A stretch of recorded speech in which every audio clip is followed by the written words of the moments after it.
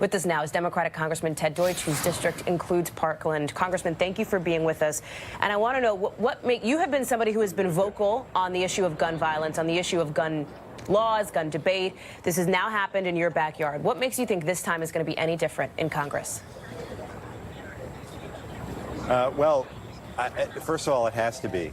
I can't. The only other alternative is to just simply give up and concede that those who put the profits of gun corporations over the lives of, in this case, teenagers, win, and we can't allow that to happen.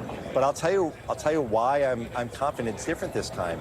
This isn't the usual bunch of politicians coming on, though I'm glad to be with you, talking about what needs to be done. You and everyone else here in Parkland has heard from the kids of Marjorie Stoneman Douglas, and the passion that they have for affecting change is real. They are not prepared to simply let this. They demand action. I saw on Facebook the other day, someone posted tragically 17 lives were lost, but beware of those who live. They're going to change the world. That's what's different this time, and I believe it in my core.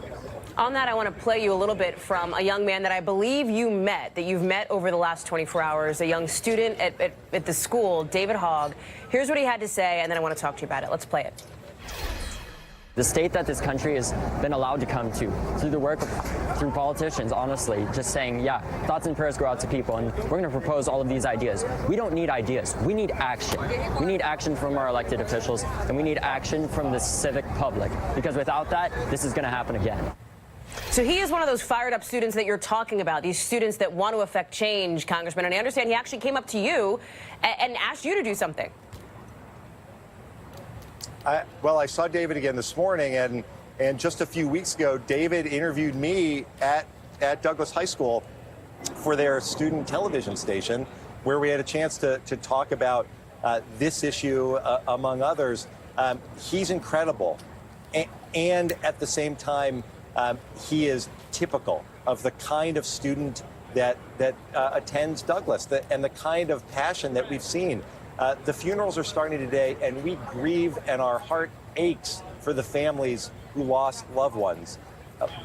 But these kids who survived, they want something to happen. They will demand that something happen. And these cameras may leave. They're not going to give up. They're going to keep fighting to make sure that we do act.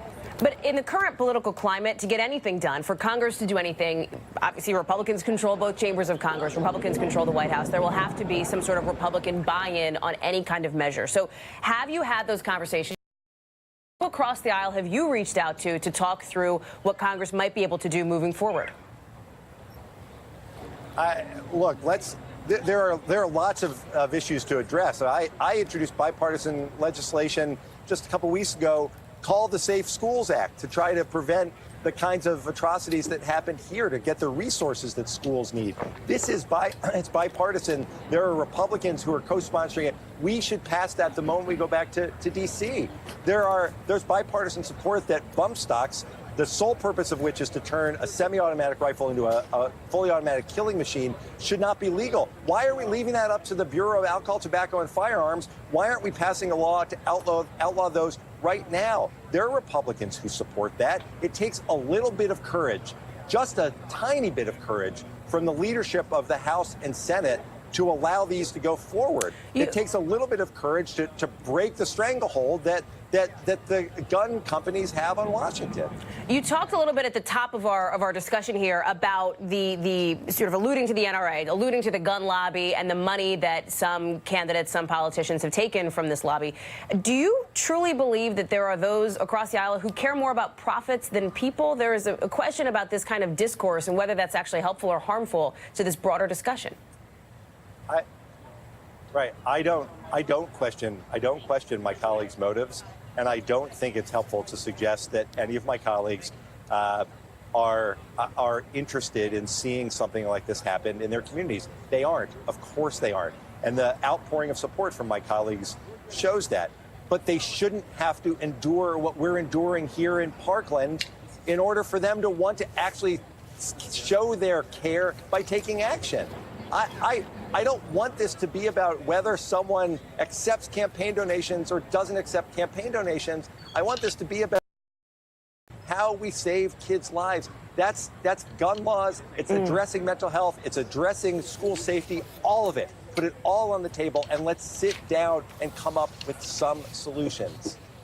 Congressman Ted Deutch, thank you for being with us. Our thoughts are with